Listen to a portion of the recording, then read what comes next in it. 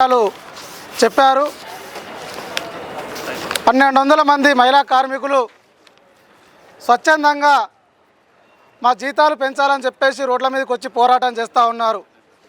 దీనికి గల ప్రధాన కారణం ఆ కంపెనీలో పనిచేస్తున్నటువంటి సూపర్వైజర్లు కానీ హెచ్ఆర్లకు కానీ వేల రూపాయల వేతనాలు పెంచి 30,000, 35,000, 40,000 రూపాయలు పెంచి ఈరోజు స్లాబ్ ఫిక్స్ చేస్తూ ఉన్నారు.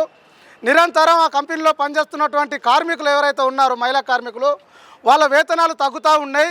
మాకు కూడా కనీస వేతనం పెంచండి, కనీసం 2,000 రూపాయలన్న వేతనాలు పెంచాలని చెప్పేసి కార్మికులు డిమాండ్ చేస్తే అక్కడ ఉన్నటువంటి యాజమాన్యం దుర్మార్గంగా దురుసుగా ప్రవర్తించి మీరు పని చేస్తే చేయండి లేకపోతే లేదని చెప్పేసి బెదిరించడంతో ఆగ్రహించినటువంటి మహిళా కార్మికులు మీ అంతేందో తెలుస్తామని చెప్పేసి ఈరోజు స్వచ్ఛందంగా వచ్చి రోడ్ల మీద పోరాటం చేస్తున్నటువంటి పరిస్థితి ఉన్నది.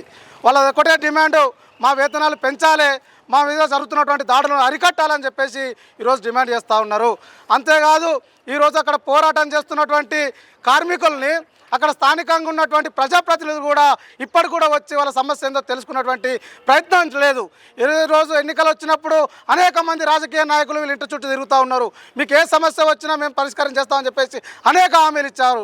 కానీ ఇప్పుడు మహిళా కార్మికులు ఎండనక వాననక చలిని లెక్క చేయకుండా పోరాటం చేస్తూ ఉంటే ఇప్పటికీ కూడా అక్కడ స్థానికంగా ఉన్నటువంటి ఎమ్మెల్యే రాలేదు, అక్కడ స్థానికంగా ఉన్నటువంటి ఎంపీ రాలేదు, ఎవరు కూడా పట్టించుకున్నటువంటి పరిస్థితి లేదు. కానీ సిఐటిగా వాళ్ళకు నిరంతరం అండగా ఉంటూ ఆ పోరాటాన్ని ముందుకు తీసుకునేటువంటి ప్రయత్నం చేస్తూ ఉన్నది. ఇది ఒక పక్క జరుగుతూ ఉంటే ఈరోజు కేంద్రంలో ఉన్నటువంటి బీజేపీ ప్రభుత్వం కనీస వేతనాల చట్టాలు మారుస్తూ ఉంది, సంఘం పెట్టుకున్నటువంటి చట్టాలు మారుస్తూ ఉంది.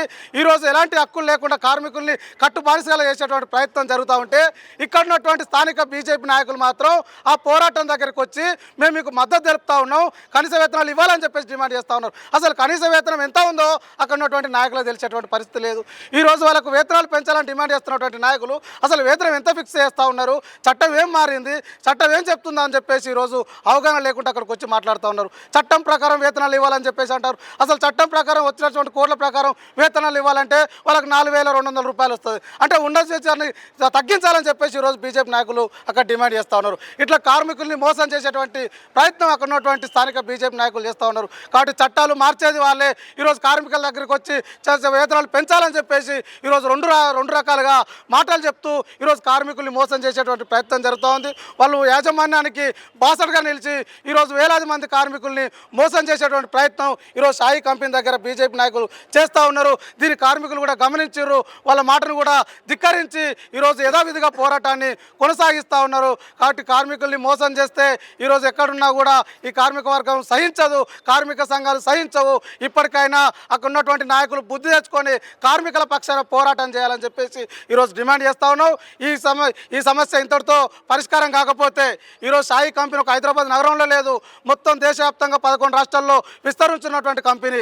వీళ్ళకు మద్దతుగా మొత్తం సిఐటి నాయకత్వాన దేశవ్యాప్తంగా వీళ్ళకు మద్దతుగా షాయి కంపెనీల ముందు నిరసన కార్యక్రమాలు చేయడానికి కూడా సిఐటి సిద్ధంగా ఉన్నది. ఇక్కడ ఉన్నటువంటి అనేక రకాల సిఐటి అనుబంధ సంఘాలు వాళ్ళ సమ్మెకు మద్దతుగా నిలిచాయి. నిన్న ఏపీరాకు యూనియన్ కూడా వాళ్ళ సమ్మె చేస్తున్నటువంటి కార్మికులకు భోజనాలు ఏర్పాటు చేసి ఆ రకంగా సంఘ విభాగాన్ని కూడా ప్రకటించినటువంటి పరిస్థితి ఉంది. భవిష్యత్తులో ఈ సమస్య పరిష్కారం కాకపోతే రాష్ట్ర వ్యాప్తంగా ఒక పెద్ద ఎత్తున ఉద్యమాన్ని తీసుకొచ్చి ఈ మొత్తం కార్మిక వర్గాన్ని షాయి కంపెనీలో పనిచేస్తున్న కార్మికుల వెనకాల బాసటగా నిలిపేందుకు సిఐటియు కార్యాచరణ రూపొందిస్తూ ఉంది. ఈ పోరాటంలో రాష్ట్రంలో ఉన్నటువంటి మొత్తం ప్రజానీకం, కార్మికులు, ప్రజా సంఘాలు అందరూ కూడా సంఘీభావం తెలిపి మద్దతు తెలిపి వాళ్ళకి న్యాయం జరిగేంత వరకు వాళ్ళ పక్షాన పోరాటం చేయాలని చెప్పేసి కోరుతూ నాకు ఈ అవకాశం మీ అందరికీ మరొకసారి ధన్యవాదాలు తెలుస్తూ ముగిస్తూ ఉన్నారు.